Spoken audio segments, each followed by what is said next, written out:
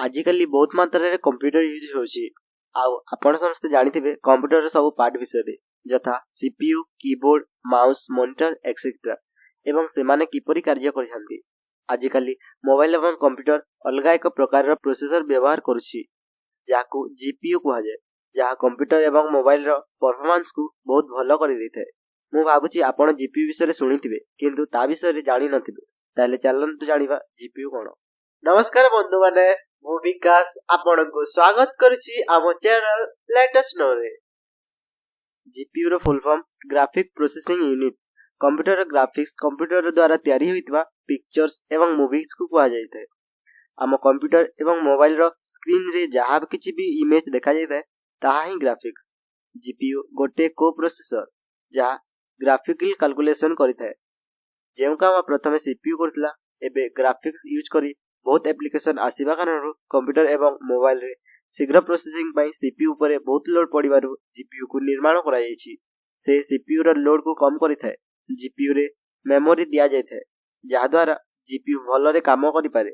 GPU रो अधिक use video game system एवं gaming laptop रे होइथाय। जीपीयू को कंप्यूटर रो मदरबोर्ड रे लगा जायथाय।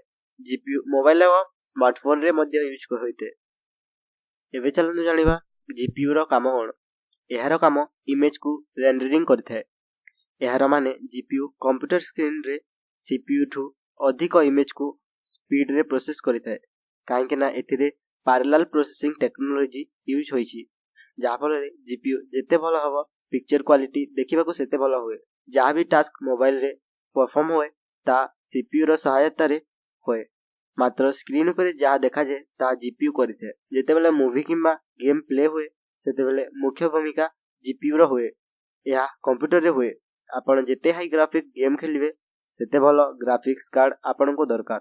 आउ मध्य 3D एनिमेशन टाइम रे जेते सब इमेज रेंडरिंग होय ता जीपीयू करिथाय। जीपीयू रो रेंडरिंग प्रोसेस जेते भलो होइथाय तारो प्रोसेस सेते भलो होइथाय।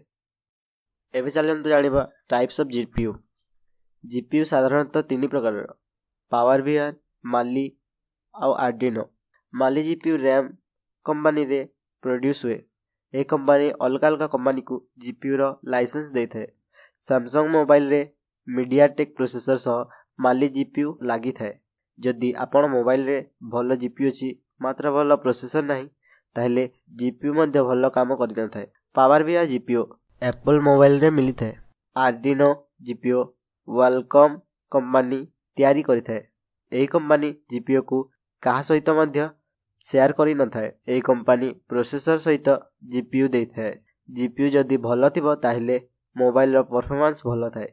जदि केते बेले एप्लीकेशन जीपीयू सहित कंपैटिबिलिटी होई पारि न थाए सेते बेले आपणक फोन हैंग होए। मु आशा करी कि आपण जीपीयू विषय रे सब किछि बुझी पारिथिबे।